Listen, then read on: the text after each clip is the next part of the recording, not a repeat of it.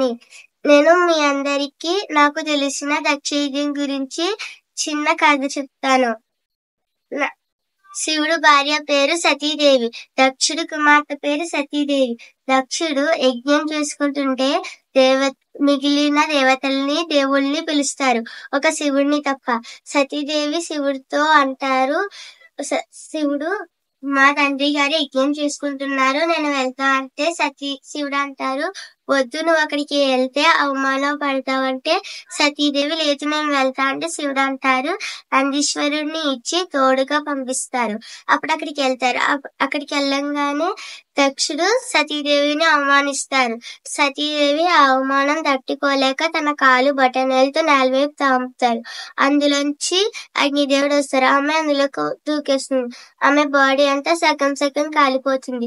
ఇదంతా చూసిన నందీశ్వరుడు వెళ్ళి శివుడికి చెప్పగా శివుడు ఉగ్ర రూపంతో శివతాండము చేస్తూ తన జటాయం నుంచి ఒక జటాయం తీసి ఎలిమెంట్ పడేస్తారు.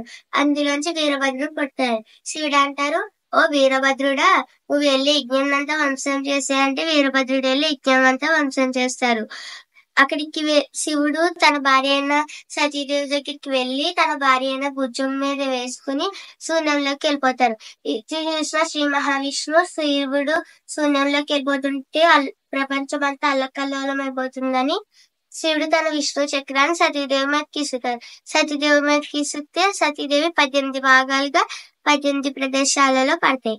వాటి పేర్లే శక్తిపీఠాలు అంటారు.